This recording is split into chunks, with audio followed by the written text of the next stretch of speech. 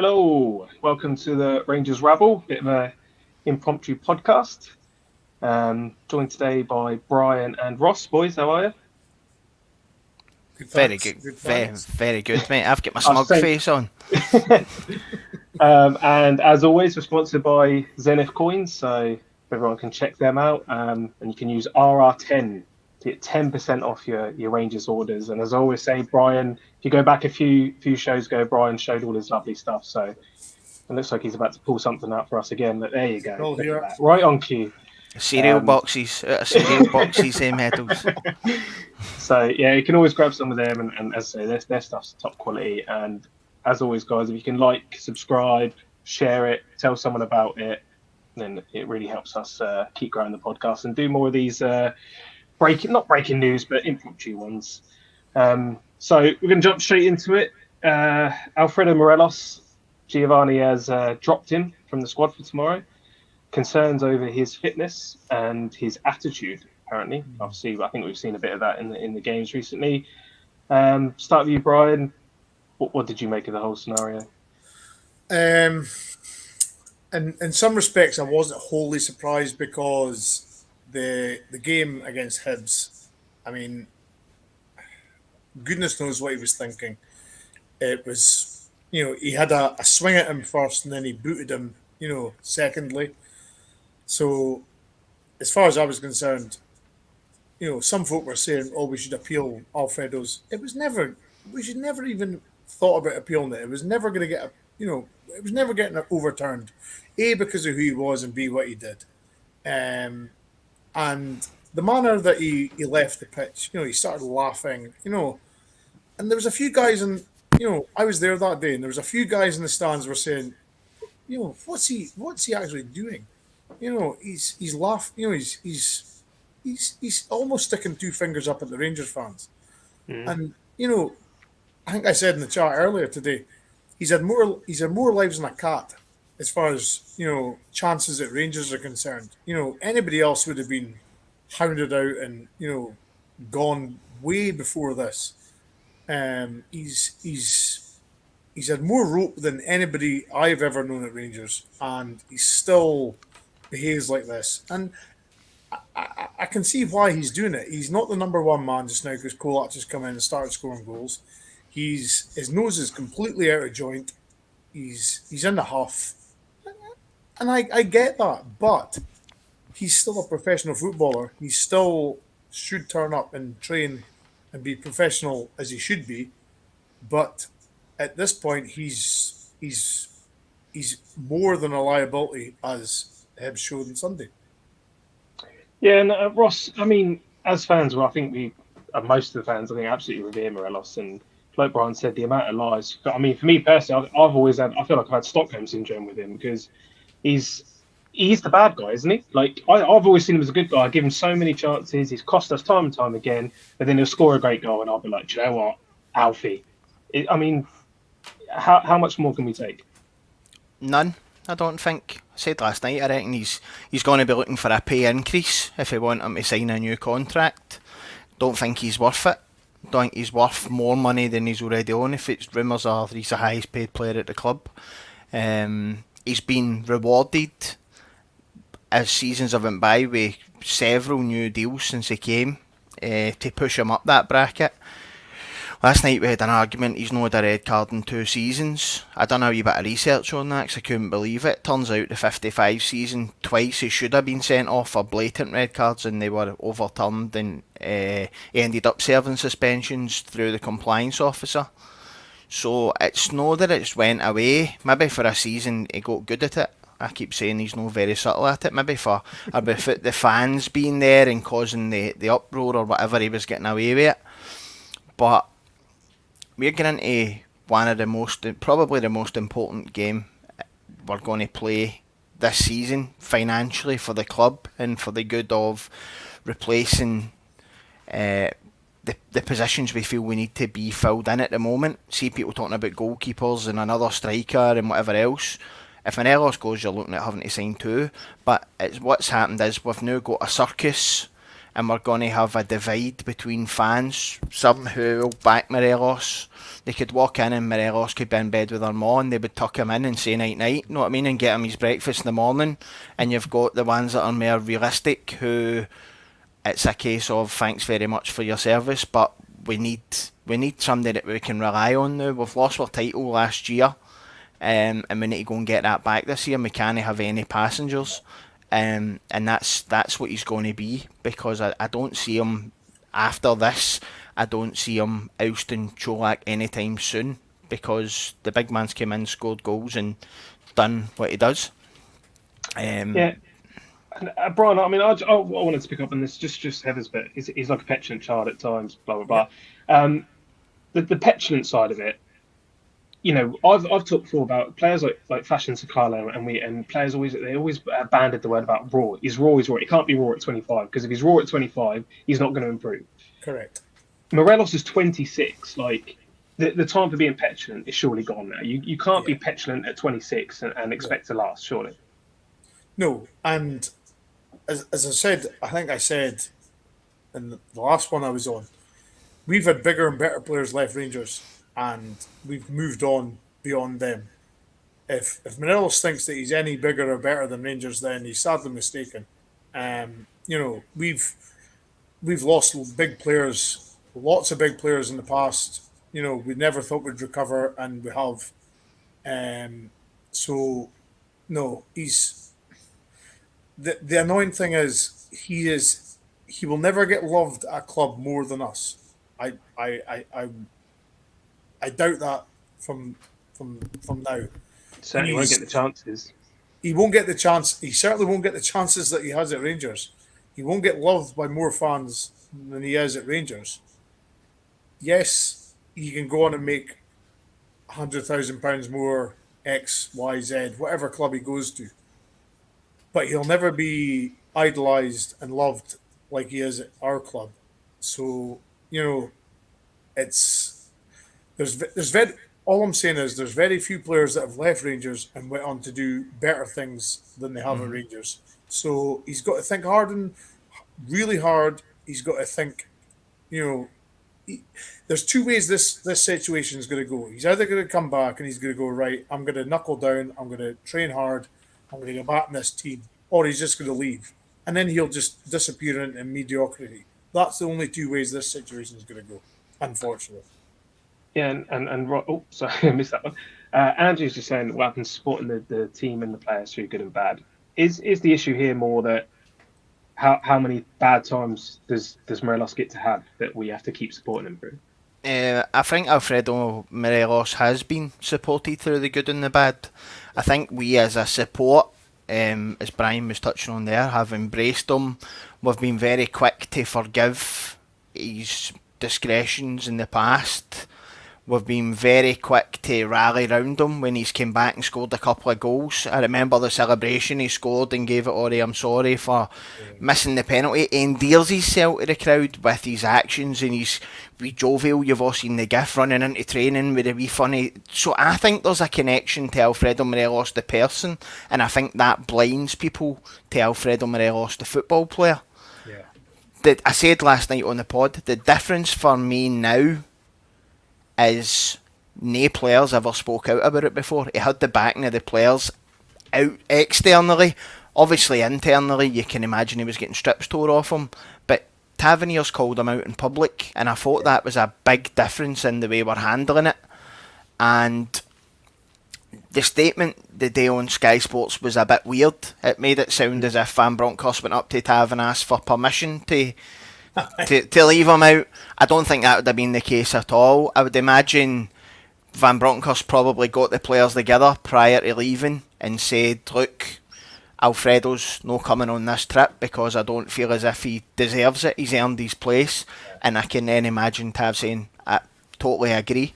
I don't think it's went like people are saying Van Bronckhorst's a weak manager consulting other players. I don't think it was that kind of consultation.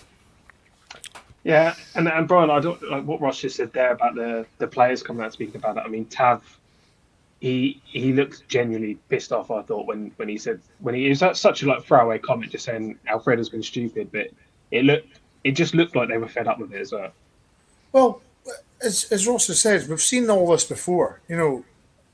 His pet. He was sent off.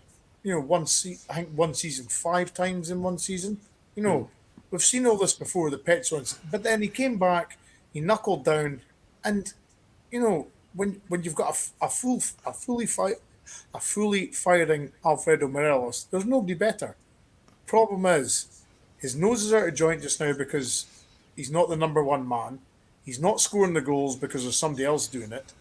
He's not feeling the love because he's not in the limelight, and he's chucked it. He's chucked the toys out the pram. It's as simple as that, and he can't deal with that. Now, there's as I said just previous, there's two ways this is going to go. He's either going to sort himself out and get himself back in the team, or he's just going to leave and that would be such a shame because he deserves if he was to leave us, he deserves a good move because he's a great player. Problem is, the way it's going just now, he's not going to get that move, and he's just going to end up somewhere so far beyond his capabilities. He should be better than what he is, but I'm I'm starting to think he's just going to end up in some Serie B or you know Spanish lower league A team. He deserves better, but the problem is if he doesn't sort his attitude out soon. Now it takes a lot for the manager and to go to senior players and say, by the way, I'm doing this. There's not many scenarios where the manager goes to the senior players and says, well, not happy with this player, this is what I'm doing, and the senior players agree. You know that that doesn't happen often. That's that's very unheard of. Yeah, and Ross, if the issue is that we can't get Morelos to knuckle down, and we have tried for quite a few years now, if we can't get him to knuckle down, like what is the solution? Because how much realistically can we get for a player that in the limelight gets sent off often and costs his team often, just returning from an injury, looks unfit, and we say that about him quite a lot. What's and we've got to see who would want him, and who would be willing to pay us any money that we could then go out and replace a player like Morelos, because we do need a different option to Jodak. I've been watching All or Nothing Arsenal, and I think we've got a very similar situation here to what they had with Aubameyang. And Yeah, on the last day of the transfer window, they weren't looking to make any money. They just wanted somebody. We'll release him. You take on his wages, and that way we don't need to pay him off. I think that's the answer here. I think if we can get somebody who'll take on his contract, because I don't see MD bidding any money for him. Nobody's going to pay money for him, and I'm the same as you, Brian. It can go one or two ways, yeah. but the fact that Cholak's been in the house and he's scored goals, if Morelos was going to knuckle down and work his way into the team, he wouldn't be looking the way he is and acting the way he is. So for me, he's down tools. He's looking for. He'll have his agent in his ear telling him how much he'll get for a signing on fee if he's a free agent at the end of the season, and how much wages he'll get because he's a free agent. Um, I think the best thing for us to do is to try and find a mid-level English club who will just take him off the books, Yeah. because he's the top earning player at our club. So if we, well, he was, whether he is now with Goldson and stuff I've signed on, I don't know. But if he's earning 30 bags a week, and he's no contributing, he's no in form, there's obviously been a loss of trust between him and the senior leadership team and the players. That to me only ends one way, and I think that for 35 grand a week we could probably go and get another player. It might Two mean possible. it might mean tapping into some of the Aribo money that we had, or the Bassey money, and the money we got for Patterson last year. That must be sitting in a pot, and we've Yeah. maybe got it planned for something else. But in this case, emergency, I would need to say you would tap into it. Well, look at who was it? Was it Nicholas Moore's comment? Gio made the right decision. Now, how you can't disagree with that. Mm. He's obviously seen something when he's either been in training, turned up to training, and he's not liked it. So he's acted. how he's seen fit. Now, if you've got an employee and you're the boss and somebody turns up to work and you're not happy with them, you do something about it. You don't just let it slide. So Gio's had to make possibly, I'm not saying a snap decision, but he's had to decide pretty quickly, I'm not happy with this player. Something's not right. And he's decided not to take him. Now, it's telling that the senior players have backed Gio on this. That's the crucial thing on this. Yeah, and bro, I just wanted to bring this one as well. It's insane to even think about letting Morelos go on a free. But is the issue here that we might not actually have a choice? Like, because if we don't move, if no one will take him on for money this month, then he can sign a pre-contract in January. At that point, we're paying a guy wages to just hang around and be a bad influence on the dressing room. Mm-hmm. Is it a case? Has Morelos still got time to turn this around, or is it a case where we've just got to cut ties? Well, he's always got time to turn it around. The difference is, well, the problem is, does he want to turn it around? Does he feel as though he can contribute still to Rangers? Now, if Gio doesn't feel, Gio's played for Rangers, so he knows, the demands and the expectations. So if he doesn't feel that Alfredo's going to contribute positively towards us, what else is he meant to do? Is he meant to just have him just because he's the like? Is a lot of people, everybody loves Morelos because he's the next coming of Messiah or whatever. Everybody loves him. Yeah, we all love him, but we don't like this side of him either. Um, and let's be honest, you've got to back the manager on this decision, because if you don't back the manager, then you're undermining him completely. I wouldn't say it's just Gio's decision, this as well. I would say it's Roy Mackay, Dave Voss. It's the whole management team have decided this. So I wouldn't say this decision has been taken lightly at all. But the management team have deemed him not available for selection through XYZ reasons. And we've got to back the manager, because if you don't back the manager, then you're undermining them. So you really have to back Gio on this. Yeah, definitely. I mean, I completely agree with that. Ross, I did just want to bring up one thing. So Itchfinger said it was a soft red card. It's not. It's not. Yeah, personally, don't think it was. But is that not even? That's sort of beside the point. It's more about we've got 10 men on the pitch. We're winning a crucial game 2-1 away from home. Why even get yourself involved? And this is something that he does do a lot. Like there's no respect for the rest of the team and everything they're putting into the game. It just seems it always has to be about him.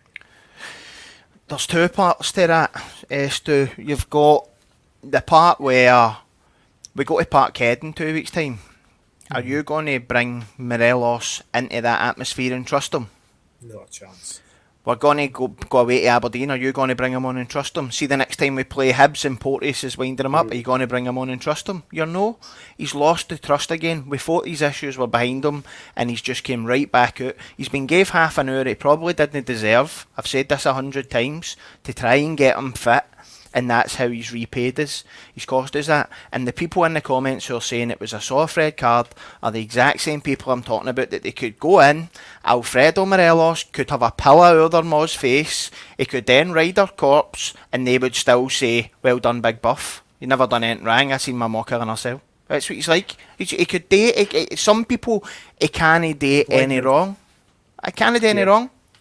Yeah. And I mean, to play maybe a little bit of devil's advocate here then, Bryan, could this just be, and again, it's not something necessarily to say it's forgivable, but could this be a combination of, he's had a long injury layoff, he's missed the most important game of his career potentially in the Europa League final, he's trying to get fit this season, he's got a new striker to contend with, and this is all just bubbled under the surface. Possibly he's been asked before to stay on an extra season when those bids were coming in for him. And he stayed on for potentially last season to get to the Champions League, which we didn't. Is this now potential? It's just bubbled away, and it's all come out in that one moment for him. And yes, we've given him enough chances, but maybe we give him one more. He's been missing in action since March-ish. March, was it March? Yeah, it must be I'm trying to around remember there. what game it was. Was it the Braga game or was it the one after? He came on. Did we not bring him on at Dens? And he went off injured, and then he went away on international Yeah. duty. Aye, Yeah, it that's was right. because he went. Yeah, that's another thing I just wanted to chat out as Yeah. well. That he does seem, in my opinion, to maybe just favour the national team over us. Like, it seems Well, that you was can, bonkers to go away carrying that yeah, league. yeah. I mean, he went away to the Colombia squad with a knock, and he came back worse. Now, I realise all the South American players treat their national team like it's it's the biggest thing ever. I mean, they could play for any club side in the world, play a Champions League final, but playing for their national team, is more important than any club competition ever. And I get that. They're passionate. They're a passionate people, and I get that. But it's he's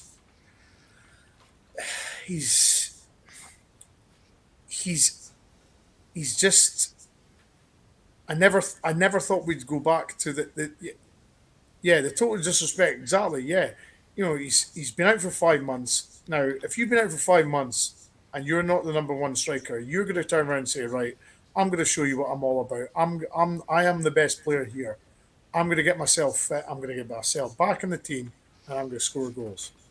He's done the exact opposite. He's came back unfit. Clearly, I mean, I think it was the Kilmarnock game he came on as a sub. I mean, after 5 minutes, he was sweating like he was just out of a sauna. Yep. Just ridiculous for only being on the pitch 5 minutes and been sweating that badly. I mean, wow. And See, sorry, Brian. That's an issue. right. That's an issue we've got as a club, because Ryan Jack still makes himself available for Scotland while we pay his wages, and he gets injured constantly. Kemar Roof has gone away and playing games for Jamaica. Jamaica and Colombia, we're talking about here, we're not talking about jumping across to Spain or Italy, we're talking about round the world trips every time there's and it's people who already are losing faith with the fans based on their injury records.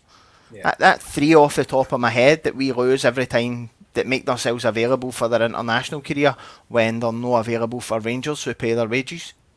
Yeah. It's madness. Let's be honest. What sort of pre-season has Morelos had? I dare say he's not had much. Well, the other thing, I mean, from what we heard earlier season, we weren't actually expecting him back to sort of the end of September anyway. So it was a bit of a. All of a sudden, he was declared that he could start being on the bench and getting minutes. So I don't know if he's come back too early, and not that excuses any of the petulance. I mean, it seems to be a lot of the comments do seem to be sort of in agreement at this point that he's run his race, and I think a lot of people are starting to maybe just come to that realization that he's more about himself than the club. But Ross, does this heap? I mean, if it could heap more pressure, does this heap even more pressure on the result tomorrow? No, I don't think it does. I don't think Morelos would have played tomorrow anyway. No. I don't even think he would have been brought on at 60, 70 minutes with in case extra time comes, because he's not got 45 minutes in him. But does that, if we lose, is the case then, oh wow, if Gio had Morelos on the bench, then it could have just changed the option? Like, just looking at that side of it from what the fans might say. I've got another thing on this, whereby, is he a Van Bronckhorst player? Does Van Bronckhorst want his striker to be running the channels, or is that why he's bought a right winger and he's got a left winger and two fullbacks? Does Van Bronckhorst want a Morelos type that's going to barge and bully and give away cheap free kicks but score goals? Or does Van Bronckhorst want a goal scorer who's going to be in the box when chances come and put them away so that you win tight games because your striker's where he should be? Yeah. Morelos came on the other day and I wrote in the group chat, he was on the edge. We're down to 10 men and Morelos is dropping away back to 40 yards out for a goal to try and pick the ball up. I don't want you back there. We need to stretch the game now, because we need to stretch the play. No, stretch the game wide. We need to stretch the game forward because we're a man down. Don't want the ball in our box. Then when he came on, he had the fly kick in the corner. Willie Collum gave a decision against him and he was right up in his face twice. and then he slaps somebody and kicks him. So for me, that's right back to the start when you would get Morelos and he just looked as if the red mist was down over his eyes and there was nobody was going to stop him for doing something stupid. Yeah, and I mean, we've talked about the potential for transfers following the Champions League, Brian. I mean, we could be, Gio said in his presser today, Davis, Suter, and Roof haven't travelled for injury. We knew the latter two, but it seems now Davis has been confirmed as having an injury. We're not sure how long that is. Davies. Davies, sorry, I say Davies, yeah, Davies. This is now leading to an issue where we might end up needing 3 or 4 players before this window shuts. That's the. I mean, with this Morelos news breaking today, he's not going to get himself fit anytime soon. He's at least a month away from even getting near playing first team football. So there's immediately a striker required now. We don't have Roof. I mean, he's been missing in action since Seville. So he's got his boots on the day. So that's him. He'll be 5 or 6 weeks, and then he'll come on, score a couple of goals, and then go down again injured. That's what I'm saying. So, reliability has always been, it's been our problem for a long time. Anybody we sign, it seems to be there's a reliability issue. Now, we've only got Roof, Morelos, and Cholak as the strikers at the club. Now, 2 of them, Roof's missing in action. Morelos is at least a month away. We've only got Cholak, so we need a striker. We've been saying it for quite a while now that we need a striker, but here we are, 3 games into the season, 40 million game tomorrow, and we've got 1 fit striker available tomorrow. I think we're forgetting, and I know you're going to say Gio doesn't fancy him, but Fashion Sakara is still an option on our books. Exactly. Who has proven he can. So, does Van Bronckhorst then get I see again, Lovelace in the comments, I spoke about him last night. If you know how to put the ball in the net at reserves and find positions, you'll do it in the senior game with better players looking for you. That's my opinion. But a guy who had a lot of goal and assist contributions last season and Gio seems to just no fancy him. Yeah. I don't know if this pushes Van Bronckhorst's hand to be able to say, look, you're back in the picture now and I need you to be ready, because it seems to me working with a guy like Roy Mackay who is a world class finisher, see if we've got Sakara and he's scoring goals and he's working with somebody like that who's showing him positions to be in, and rather than just lashing at it, pick a corner. And I know it sounds basic, but if you've got a guy like Roy Mackay telling you how to score more goals, then why can't he's not that old, Sakara, is he? Yeah, must be 24, 25. 25. So he's got room to improve, is what I'm saying. But I think that he got numbers last year. He always finds himself with a chance to shoot. Whether he's erratic or no. If we can get him kind of a bit more composed and working alongside a striking coach, then I don't think that we need to write him off completely, even though he's not been in the plans so far. Yeah, I mean, I'm on that quick run, and I'm a bit conscious of the time, but with Sakala, I've always thought he'd be a perfect sort of third choice striker. People mentioning Lovelace, I mean, potentially too young. I get what Ross is saying about, he's obviously quality and he's played first team football for Millwall as well, but realistically, I mean, do you think it's going to be Morelos gets this chance again and we don't know how long it's going to take to get himself up fit, or is it a priority now that we have to really sign a number 2 different type of striker to Cholak to have any sort of chance this season?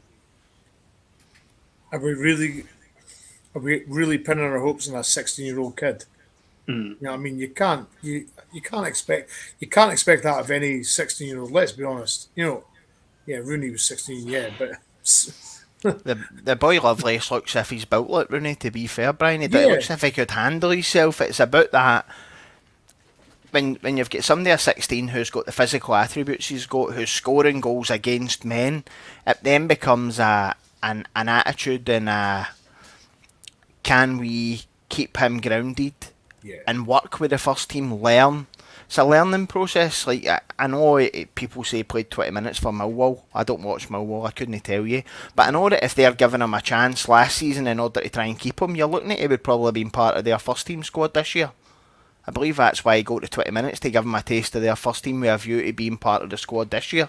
Yeah. So if he's good enough that they had a look at him and thought he was good enough for that level, then why is he not good enough to be your third choice? I agree with what you're saying. I think you've got Cholak, and the boy Lovelace looks like a finisher. You've got Sakala, but I think you need a blend of different strikers to suit different formations and play different games. I look at other teams, and for example, if you look at Celtic, you've got Giakoumakis, who can bully defences and score goals, and then you've got Kyogo, who's 5'4", built like the side of a fiver. And but the two of them score goals. We just need to get that blend and get the right person. You don't have to be a big massive brute to play up front. See, somebody can put the ball in the net, then that's enough. That's enough for me. We should be able to give them a chance. Well, I know this is slightly out like left field, but I mean, you've got like, is it Pedri at Barcelona, 17-year-old? Mm-hmm. Bossing the midfield for Barcelona. Now, I know it's one end of the spectrum to the other, but if a 17-year-old kid can boss Barcelona's midfield, is it asking that much? We can put a 16-year-old on our first team and boss the SPL. It's not that much of a stretch, is it? It's not, but I mean, is part of the problem here that we've potentially got a bit too, or we've got too many projects in the team, players that are going to need time to reach these levels where we may need guys that can come in and play straight away that have got the experience. I should have made this someone. You look at players, but going and spending £6 million on a player who's been a success elsewhere doesn't guarantee they're going to be a success here. Look at Barkas. Do you know what I mean? Players, they didn't want to trust their youth system to go and find a goalkeeper, and they went and spent money on a Greek international who was going to be great, and he was absolute shite. So I think every signing's a gamble, every player's a gamble, and you won't know how they react to being a first team player we're in a position where you've got 50,000 fans at Ibrox every second week. Some people will relish in that, and some people won't. But you don't know until you put them in that position. Yeah, 100%. And as I say, I was a bit conscious of time. It was only supposed to be a sort of a quick one, but just before we go, how are you? I mean, I'll start with you, Bryan. How are you feeling? I know we spoke on the members pod, but how are you feeling now post this drama and Morelos? How are you feeling about the game tomorrow? I was reasonably confident the other night when we spoke in the members pod, but it's either going to go two ways. It's either going to galvanise the squad, as in they're going to all, everybody's going to sing for the same hymn sheet. They're all going to tackle the game appropriately, or we're going to go the other way. I'm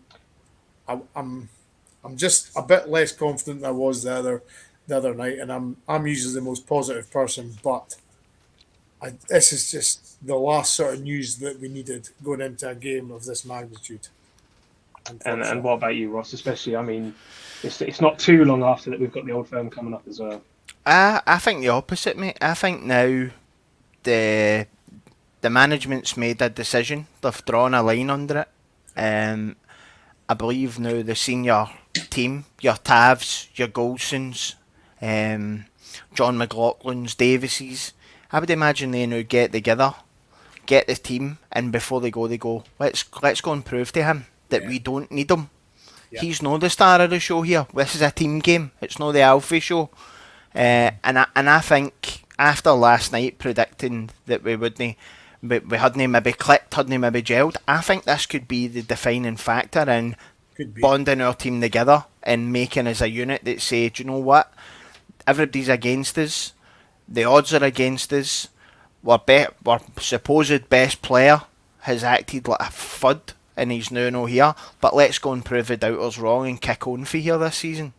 Totally agree, Ross. That I sincerely hope that's how it's going to turn out. I really do. Yeah, me too. And I mean, just wanted to pull this up super quickly. Do you see how the money is split if and when we get through? The only thing I've seen go around about this is I believe we get a 16 million base fee if we qualify for the Champions League. We get a 10-year coefficient, or as my little boy tries to get in the picture. We get a 10-year coefficient fund, which I believe Celtic's is about 7 million and ours is about 1 million, due to it being 10-year coefficient and ours is currently sitting at about 5. Yeah. Well, I think we actually earn a bit more by going into the Europa League through that. So it's not the 40 million that everyone does say, but I think once you have ticket sales, everything that comes on top. I think the 40 million came from last year. If we'd have won the league, you get 40 million because there was absolutely no danger Celtic would have qualified because they can't win away from home. So I think that was the kind of, whereas if we get through the qualifiers into the groups, I think what you're talking about, 16 million each plus TV rights, it works out around about 20 million a club. So you're looking at, if we get through, getting 20 million each, but if we don't go through, I believe Celtic get double the Scottish pot to the 16 million. I think that's how it works. You better ask the Celtic financial people because they know better. They don't know anything about their own finances, though. That's the problem. But yeah, so we'll just leave it there. And as I said, guys, we discussed a little bit on the members pod. So if you're not members, you should definitely check that out. It's $1.99 a month, the lowest, and you're going to get a member show every single Sunday. Plus, there's going to be some other little bits. There's a Super Six League if you do the Premier League Super Six, which the winner's going to get £100 as well. So plenty going on. And of course, we've got our sponsor, Zenit Coins, 10% off there with our R10. Like, subscribe, and the boys will be back tomorrow. And they can run down tomorrow about the PSV game. That we'll have the build-up, we'll have the reaction, and hopefully we'll be sitting back here afterwards, all galvanised and ready to go for group stage football. Hopefully. So thanks very much for joining us, boys, and thanks everyone else for joining us. And we'll speak to you tomorrow. Cheers.